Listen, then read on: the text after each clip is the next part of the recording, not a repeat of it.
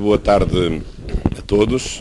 As minhas saudações a todos aqueles que estão aqui presentes e permitam-me um cumprimento especial aos membros da mesa, às autoridades aqui presentes, o Sr. Secretário-Geral da Presidência, o Dr. André Bradford, também o Sr. Vice-Reitor Cabral Vieira, da Universidade dos Açores, o professor Mário Fortuna, Diretor do Departamento de Economia e Gestão desta Universidade, o Dr. Nuno Brandão, da Data Juris, e dizer-vos que é com muito gosto que aqui venho aos Açores, Ponta Delgada, para falar um pouco sobre questões de autonomia regional.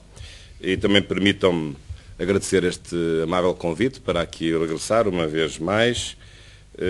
Tenho vindo aqui por diversas vezes, lembro-me que a última vez foi também precisamente a convite da Universidade dos Açores, para, enfim, um estudo que foi feito no sentido de se criar no futuro um curso de Direito, aliás, a pedido na altura do Sr. Reitor, o professor Avelino Menezes.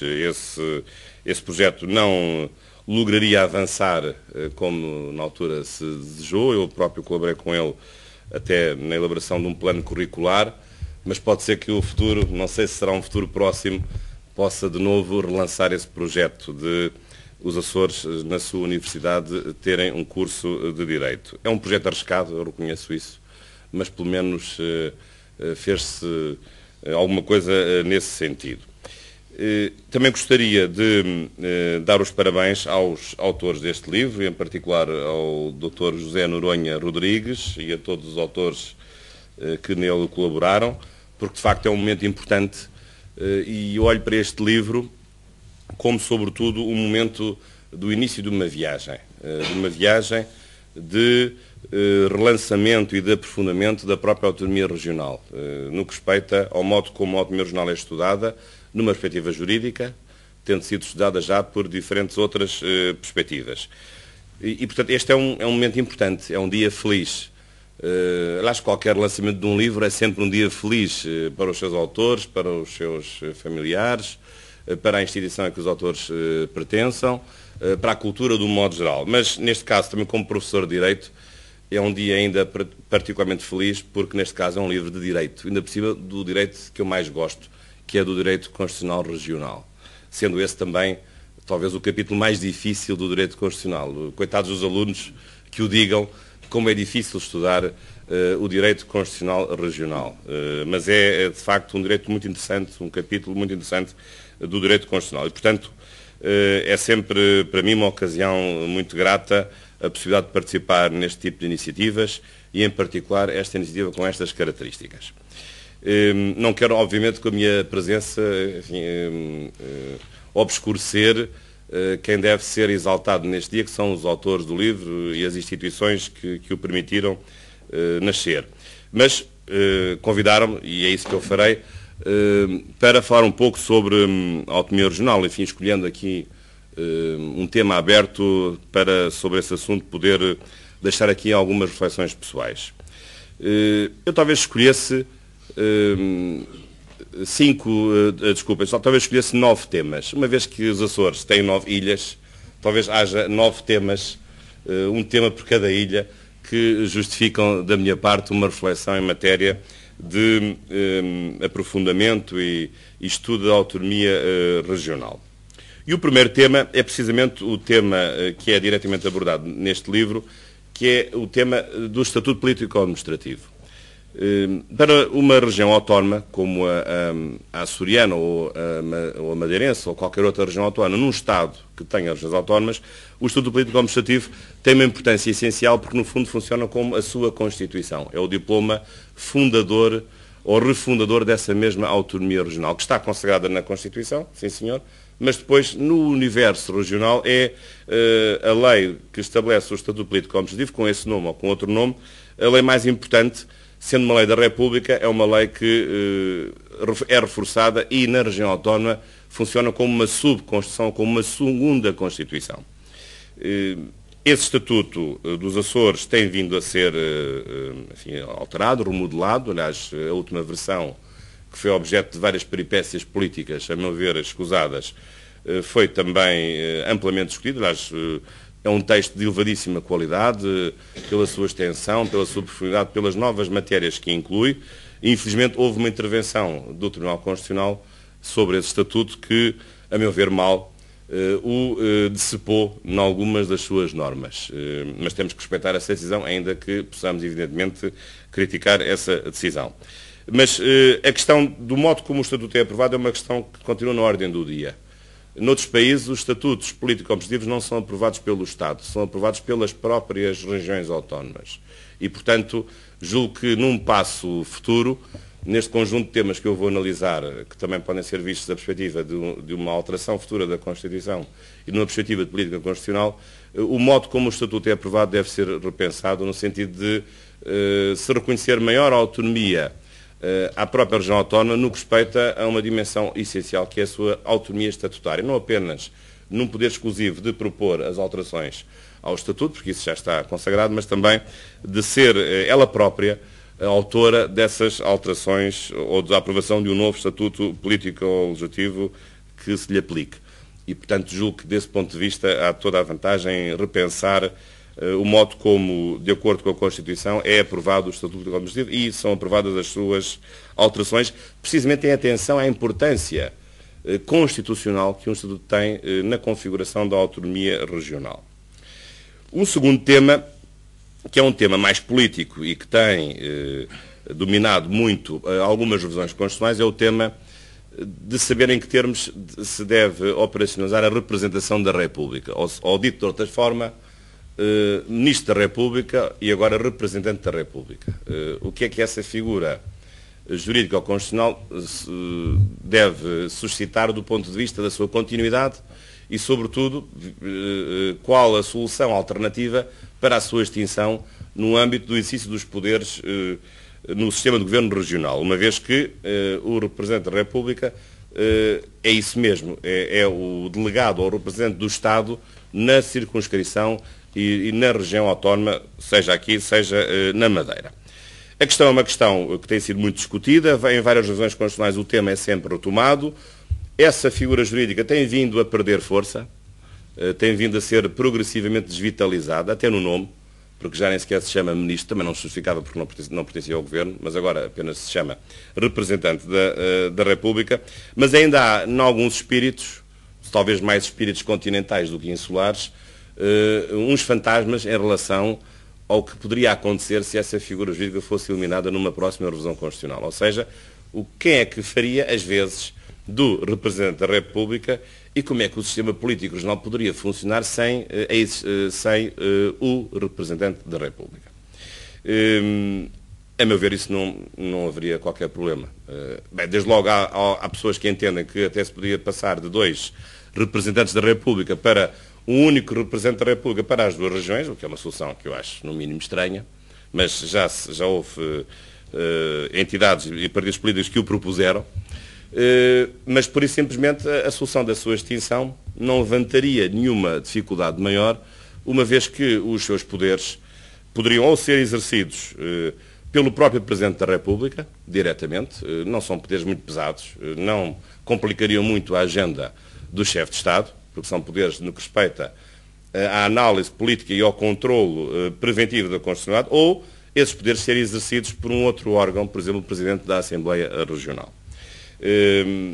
Alguns poderão dizer, bom, mas isso diminuiria uma capacidade de controle político no que respeita ao exercício do poder regional, visto que o Representante da República é um órgão do Estado, não é um órgão do governo próprio das regiões autónomas, e se essa figura desaparecesse, diminuiria um controlo político-democrático sobre a atividade regional. A verdade é que, neste momento, o Representante da República tem um perfil muito apagado. Aliás, é conhecido nos meios políticos que se consciencializou que o seu perfil fosse um perfil de alguém que fosse imparcial e que pertencesse ao domínio dos tribunais, do Poder Judicial. E, aliás, isso tem sido, recentemente, comprovado pelas escolhas que têm sido feitas para o Representante da República nos Açores e na Madeira, do âmbito do Poder Judicial. E, portanto, isso à partida dá um tom de uma intervenção que não é uma intervenção política, nem é uma intervenção de controle, é uma intervenção formal, quase notarial, em relação à atividade que as regiões autónomas desenvolvem através dos seus órgãos do governo próprio. E, portanto, isso é mais, digamos, um passo evidente que contribuirá no futuro, eu estou convencido disso, para a extinção desse representante da República, que vai perdendo progressivamente sentido, não só porque tem poucos poderes constitucionais, como a própria prática dos titulares desses órgãos, sem qualquer crítica, evidentemente, dessas pessoas, que eu, aliás, nem sequer conheço, mas a própria prática do órgão é uma prática que tem vindo a esvaziar da sua importância política ou constitucional. E, portanto, essa própria prática confirma, no fundo, a necessidade da extinção do representante da República. Já o defendi muitas vezes e aproveito esta ocasião também para o reafirmar. Há um terceiro tema, que é um tema que eu acho muito interessante, mas pouco abordado e pouco trabalhado politicamente, que é o tema do referendo regional. Numa das recentes revisões constitucionais, o legislador constitucional avançou, criou um referendo regional. Nós já tínhamos o referendo local desde 82, na primeira revisão constitucional, que tem funcionado, enfim, embora com fortes estrangulamentos. Depois, em 89, passámos a ter um referendo nacional, político-legislativo nacional, já fomos nós, povo português, consultados por 3 ocasiões, no que respeita à regionalização e 2 vezes no que respeita à despenalização do aborto. Mas, a certa altura, também o legislador constitucional entendeu criar um referendo regional. A meu ver, muito bem. Só que o referendo regional, a meu ver, está mal configurado, porque tem um erro congénito, que é a decisão de decretar o referendo não pertence aos órgãos do governo próprio, mas pertence a quem? Ao Presidente da República. Isto não faz nenhum sentido. Então, temos um referendo regional que funciona para consultar o povo de cada uma das regiões, os cidadãos recenseados nessas regiões, mas quem decide sobre a convocação desse referendo não é nenhum órgão do governo próprio das regiões, mas um órgão ao nível nacional. Se nós fizermos o paralelo com os referendos locais, é o Presidente da República que decide os referendos locais. Não. Os referendos locais são decididos pelos órgãos locais, precisamente no contexto daquela comunidade municipal ou daquela comunidade paroquial. E, portanto, penso que há aqui uma timidez excessiva, para não dizer um fantasma, do perigo que seria que os órgãos do governo próprio pudessem eles mesmos decidir livremente a convocação de um referendo regional. Eu julgo que se nós chegarmos ao ponto a que chegamos, na atribuição de uma autonomia político-legislativa às regiões autónomas para fazer leis e para tomar decisões financeiras de elevada magnitude, não vejo que possamos ter medo de também aceitar que sejam os órgãos do governo regional a decidir a decretação de um referendo regional, evidentemente dentro dos limites que a Constituição estabelece e com fiscalização preventiva por parte do Tribunal Constitucional. Portanto, há aqui também, neste terceiro aspecto, uma errada configuração do poder de decisão de um referendo regional, a meu ver, que deveria acontecer apenas no estrito âmbito do sistema de governo regional. Um quarto aspecto, talvez é o aspecto mais complexivo da discussão constitucional no que respeita às regiões autónomas, é o aspecto da definição da competência legislativa. Enfim, já muito discutiu sobre isso. Com a revisão constitucional de 2004, esse assunto foi retomado e ligeiramente reconfigurado, mas, a meu ver, de um modo absolutamente insatisfatório. Até 2004, a competência legislativa regional era definida através de um conceito de interesse específico regional, podia ser um interesse exclusivo ou um tratamento normativo que na região em concreto pudesse exigir normas diferenciadas em relação a normas do resto do país. Foi assim o conceito de interesse específico regional desenvolvido ao longo dos anos. Mas em 2004 o legislador constitucional quis mudar as coisas no sentido de ser mais garantístico no desenvolvimento da autonomia legislativa regional. E passou a dizer que agora as competências legislativas regionais se definiriam em função de uma lista de matérias que passariam a constar no Estatuto Político Administrativo, lista essa de matérias aprovada por maioria de 2/3. Portanto, garantindo com isso uma certa rigidez acrescida dessas matérias. Pensavam aqueles que propuseram isso e aqueles que aprovaram que com isso iam aumentar a competência legislativa regional, mas enganaram-se. Porque estamos exatamente na mesma.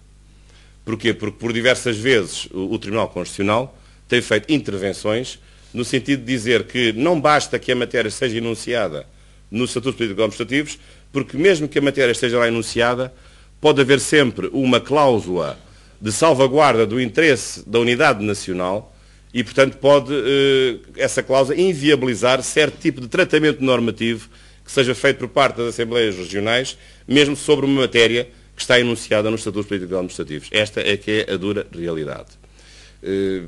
Claro que isto só tem uma solução, que é uma solução radical, que é haver uma repartição pró-federal das competências entre o Estado e as regiões autónomas, ou seja, haver uma lista de matérias em que é o Estado que decide e haver uma lista de matérias em que é a região autónoma a decidir. Agora, como as coisas estão, há uma mistura, há uma sobreposição de intervenções legislativas dos órgãos da soberania e dos órgãos de competência legislativa regional, em que, evidentemente, tem um resultado. Quem fica a perder são sempre os órgãos regionais. E, portanto, tem de haver, para o futuro, uma clarificação das áreas de intervenção exclusiva dos órgãos de soberania, com certeza que deve ter, mas também um conjunto de matérias em que há intervenções exclusivas das regiões autónomas e em que não pode haver qualquer tipo de intervenção legislativa dos órgãos de soberania. Porque, de outro modo, haverá sempre a invocação de um interesse residual de unidade nacional que o Tribunal Constitucional tem construído à revelia da Constituição, no sentido de dizer que a competência exclusiva dos órgãos de soberania não é apenas aquela que está enunciada, mas é sempre qualquer outra que está implícita e que tem que ver com um desejo que é mais ou menos fantasmagórico de unidade nacional e, portanto, inviabilizando, num caso concreto, certo tipo de intervenções legislativas. Essa é uma alteração mais profunda, porque muitos veem nisso a antecâmara da criação de um Estado federal. Não vejo as coisas dessa perspectiva.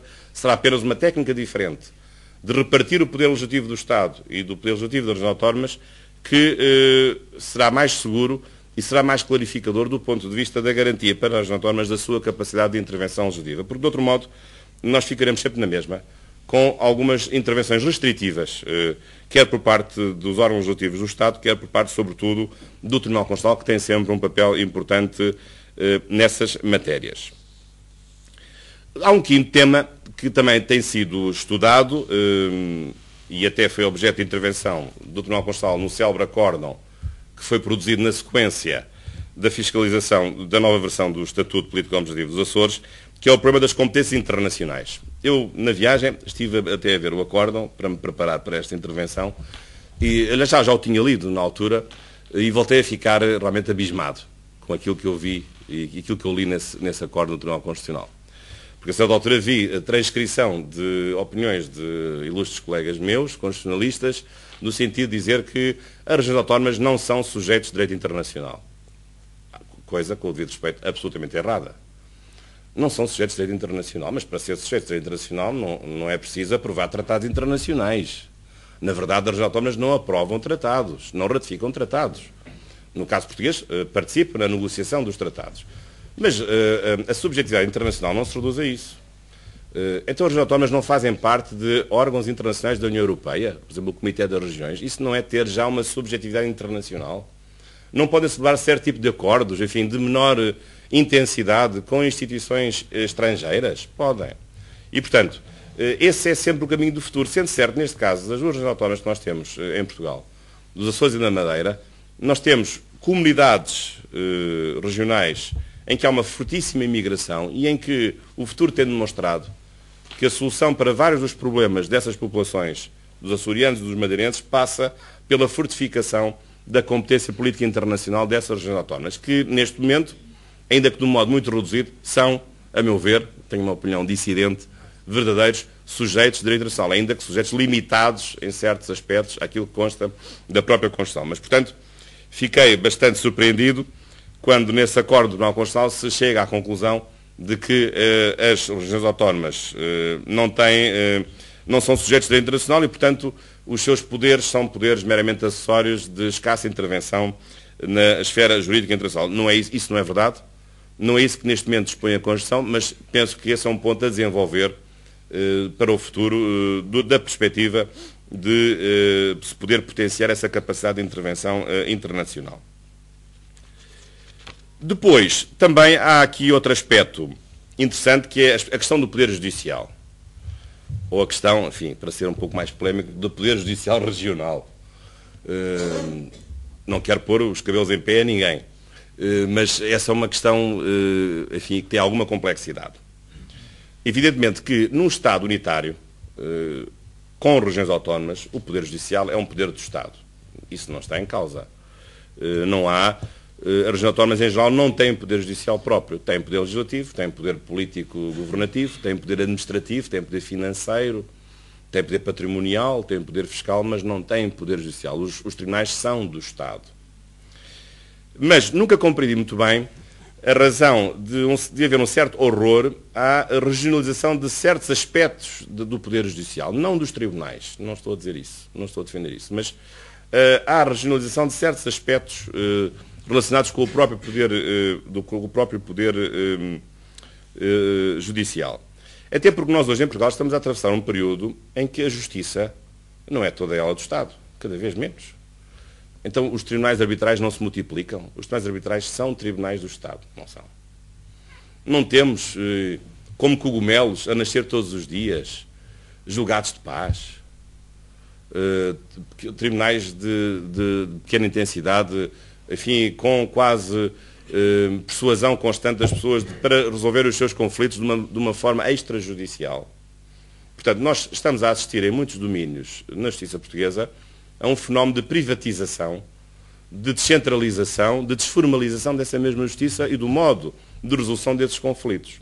Portanto, não percebo por que razão há, digamos, um horror teórico à possibilidade de haver uma configuração específica regional no que respeita ao poder judicial. Por exemplo, através da criação de tribunais da relação específicos, acho que já houve noutros tempos, para as regiões autónomas, por exemplo. E, portanto, julgo que aí há possibilidade de caminhar um pouco mais longe no sentido de aprofundar uma configuração regional do poder judicial. Em vários projetos de revisão constitucional, às vezes surgem outras propostas, como, por exemplo, cotas para as regiões autónomas, para a indicação, por exemplo, de juízes para o Tribunal Constitucional. Isso é uma hipótese que foi aventada no último processo de revisão constitucional. Essa é outra possibilidade. Talvez um pouco mais drástica, porque, na verdade, seria uma maneira de o Tribunal Constitucional ficar com uma cota específica preenchida por cidadãos das regiões autónomas. Eu não sou muito favorável a isso. Na altura tive a ocasião de exprimir essa minha opinião. Mas admito que há zonas e espaços em que nós podemos avançar mais do prisma de uma configuração específica regional do Poder Judicial, sem que isso possa beliscar a unidade do Estado ou sem que isso possa pôr em causa o caráter estadual da justiça que se exerce aqui na região autónoma dos Açores. Um sétimo tema, e estou quase a terminar, dos 9 que foram escolhidos, não quero esquecer nenhuma ilha porque seria trágico, é o tema da administração pública regional. Também nos últimos tempos, este é um tema que tem estado na ordem do dia, aliás, que esteve o ano passado, a propósito daquele episódio da não redução dos salários dos funcionários públicos regionais, e eu até me lembro, nessa altura era deputado do PSD, e que até algum jornalista que me perguntou o que é que eu achava disso, mas é evidente que, enfim, já tentando obter da minha parte já uma resposta num certo sentido, que era obviamente uma resposta negativa. Mas acho que mas isso, na altura, como hoje, é muito importante distinguir aqui duas questões. Há uma questão política, saber se isso é bom ou é mau, se é justo, se é injusto, se é igual, se é desigual. Mas há outra questão, que é aquela que me interessa agora, que é a questão jurídica, que é a de respeitarmos necessariamente a autonomia regional. E a autonomia existe. Goste ou não das pessoas que a protagonizam, goste ou não das decisões que são tomadas por essa autonomia, mas ela existe, faz parte da nossa estrutura constitucional. E essa autonomia tem que ser respeitada, mesmo que essa autonomia cometa erros. E respeitar essa autonomia é aceitar que, no universo da administração pública regional, os funcionários públicos regionais têm legislação própria, que é aprovada pela região autónoma, e a região autónoma tem o direito de estabelecer regras diferentes daquelas que são aplicadas ao Estado. E, portanto, na altura, embora, enfim, podendo discordar de um tratamento diferenciado, se isso sendo considerado injusto, não se pode questionar a constitucionalidade ou a legalidade dessas medidas, porque essas medidas se inserem num próprio quadro da administração pública regional. E, portanto, isto serve para esse pequeno exemplo. Agora é muito mais importante porque se vai replicar naquilo que está a suceder na administração pública portuguesa em geral e na administração pública regional dos Açores ou da Madeira, que é a aplicação de um conjunto de medidas restritivas mas em que, no caso dos Açores, que tem essa vantagem, eu infelizmente não vivo sob a região autónoma dos Açores, vivo em Lisboa, em que essa autonomia deve funcionar para preservar aquilo que essa autonomia deve entender preservar, do ponto de vista da autonomia da gestão dos recursos administrativos, seja da gestão dos funcionários, se admite mais ou não admite mais, seja na questão de manutenção dos seus salários, ou da não suspensão dos seus subsídios de Natal ou dos seus subsídios de férias. E, portanto, essa autonomia administrativa regional deve ser respeitada do ponto de vista de os órgãos regionais, no exercício de um mandato popular, terem todo o direito e a liberdade de decidir livremente esses aspectos, sem estarem submetidos a qualquer constrangimento que seja imposto pelo Estado. É evidente que a posição das autónomas aqui é singular, porque também é diferente da posição das autarquias locais. Sabemos que há um conjunto de restrições que vão ser impostas às autarquias locais, mas a região autónoma tem uma dupla vantagem, é que tem ao mesmo tempo poder legislativo e tem uma administração pública própria, regional. Enquanto que as autarquias locais não têm poder legislativo, apenas têm uma administração autárquica. E, portanto, as suas leis são aprovadas pelo Estado. Aqui não. Aqui há leis aprovadas pelo Estado, mas há leis também aprovadas pela própria região autónoma. E, portanto, isso tem que ser respeitado dentro dos critérios que são estabelecidos para repartir o poder legislativo do Estado e o poder legislativo das regiões autónomas. Um oitavo tema tem a ver com este, que é o tema das finanças regionais. Precisamente é outro tema, então, agora, este mais do que o primeiro dos funcionários públicos regionais ou das decisões administrativas regionais, este, então, agora com muito mais candência, enfim, sobretudo até pensando na região autónoma da Madeira mais do que na região autónoma dos Açores, como todos compreenderão. E, de facto, o que me preocupa neste momento é o surgimento no horizonte de um conjunto de perigos para a preservação do núcleo essencial da autonomia financeira regional, seja dos Açores, seja da Madeira. A proposta de lei do Orçamento de Estado, já apresentada na Assembleia da República, tem já um conjunto de normas perigosas, para não dizer inconstitucionais, do ponto de vista da preservação do núcleo essencial dessa autonomia. Não estou com isto a dizer que os Açores ou a Madeira devam estar imunes a um esforço nacional de contenção e de equilíbrio das contas públicas. Nada disso. Mas a verdade é que a preservação da autonomia regional deve sempre prevalecer, sob pena de nós descaracterizarmos, por uma razão financeira, um quadro constitucional que foi aprovado consensualmente e que tem dado muitíssimos frutos. Basta ver o desenvolvimento das regiões autónomas nos últimos anos para comprovar como acertada foi essa decisão de criar governos próprios nos Açores e na Madeira. E, portanto, julgo que, desse ponto de vista, as regiões autónomas não podem ceder, devem afirmar a sua autonomia financeira e não devem pactuar com medidas aprovadas pelo Estado que ponham em causa os seus direitos e as suas receitas próprias.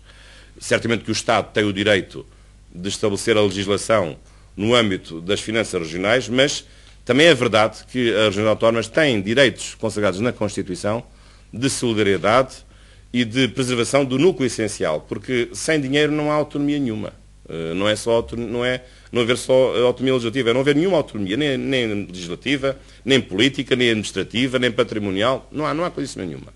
E, portanto, embora a Constituição não quantifique o valor dessa autonomia, a Constituição nunca autorizará que a redução dos recursos seja de tal ordem que isso inviabilize a destruição do núcleo essencial das competências que a Constituição passou a consagrar e a aceitar no âmbito das autonomias regionais. Portanto, este é um ponto muito importante e, sobretudo, que me suscita alguma aflição, porque vejo nessas medidas restritivas uma tentativa, às vezes, subreptícia de revisão constitucional, ou até de subversão constitucional. E eu julgo que a Constituição tem que ser preservada, custa o que custar, e não será certamente um memorando de entendimento da Troika que vem fazer uma revisão constitucional que os portugueses não querem. E, portanto, há um conjunto de valores que devem estar acima de uma imposição externa estritamente cega a outros valores, apenas a pensar no dinheiro, ainda por cima no dinheiro imediato, quando o assunto cá dentro nem sequer foi refletido ao nível da necessidade de uma reconfiguração global do sistema político. Eu até admito que o memorando de entendimento da Troika tenha um impacto, não apenas financeiro, mas até um impacto constitucional, de contribuir para mudar o nosso paradigma constitucional. Admito que sim. penso que esse assunto deve ser encarado. Então, mas que seja encarado. Que não se esteja a rever a Constituição, não mostrando que é isso que está a acontecer, quando na prática é isso que está a acontecer com a aprovação de um conjunto de leis que estão a pôr em causa direitos e posições constitucionais consagradas há muito tempo. E, portanto, julgo que também, desse ponto de vista, a estratégia tem que ser outra. Tem que ser uma estratégia de assumir aquilo que há para romper, mudar aquilo que há para mudar e não cairmos no imediatismo de uma medida financeira que tem que ser aprovada agora para salvar o país. Porque esse tipo de fantasmas não ajudam nada a conseguir da parte dos portugueses o apoio para essas medidas. O último tema, o nono tema, enfim, é um tema simbólico. É o tema dos símbolos regionais. Também, infelizmente, foi outro assunto em que o Tribunal Constitucional teve uma posição surpreendente. Como sabem, foi a decisão de inconstitucionalizar uma norma que o Estatuto tinha, no sentido de obrigar à colocação dos símbolos regionais, a bandeira regional, nos lugares dos órgãos de soberania na região. E o Tribunal Constitucional, numa interpretação, a meu ver, enfim, sem sentido, com o devido respeito, veio dizer que, neste caso, só a República é que poderia legislar porque estava em causa os símbolos nacionais.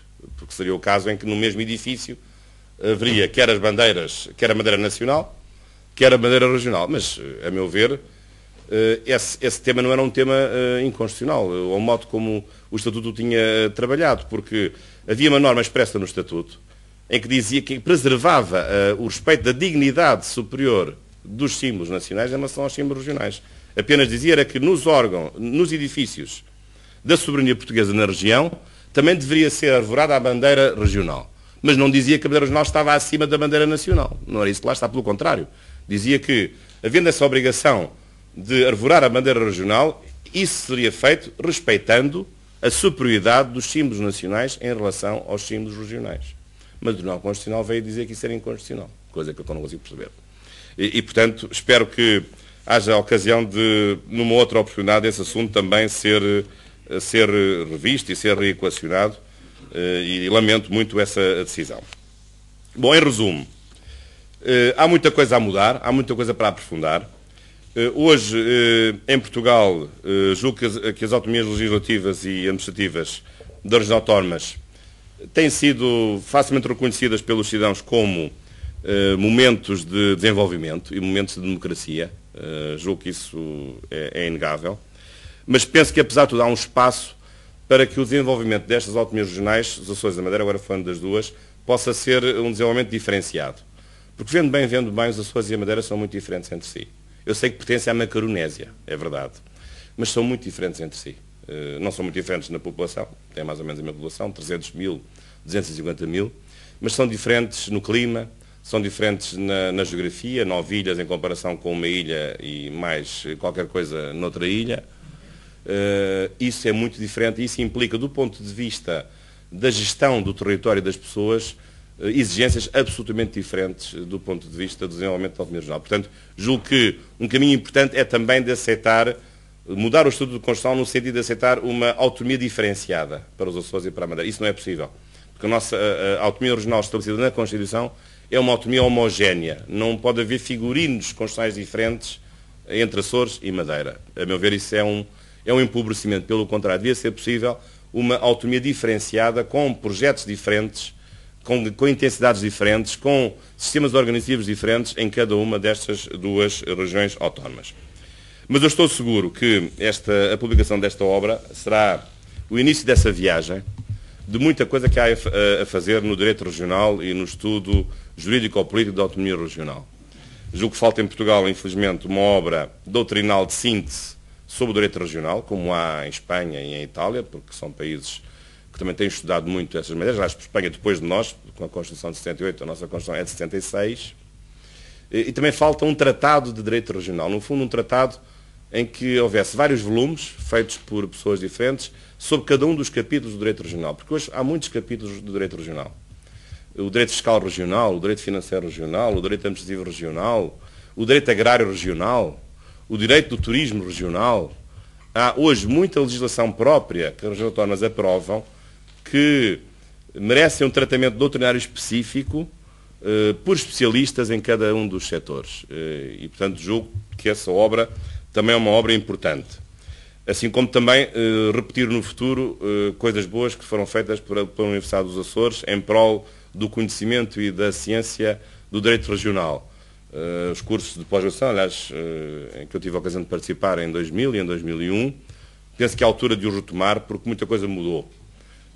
E, sobretudo, estudar para, agora numa perspectiva comprometida, porque sendo lisboeta sou um regionalista convicto, sempre o fui, mas estudar para prevenir perigos maiores. E eu julgo que neste momento, no horizonte, há vários perigos fortíssimos para o fortalecimento da autonomia regional. E nada como, neste caso, os açorianos e também os madeirenses estarem prevenidos para o futuro que se aproxima, que é um futuro difícil para a preservação do núcleo essencial da autonomia regional. Não gostaria que esse núcleo fosse violado, que fosse posto em causa, mas julgo que se aproxima uma batalha que será política, certamente, de tensão entre as regiões e a República, mas é também uma batalha jurídica, e em que a Constituição vai certamente desempenhar um papel importante e em que os juristas também têm que dizer de sua justiça.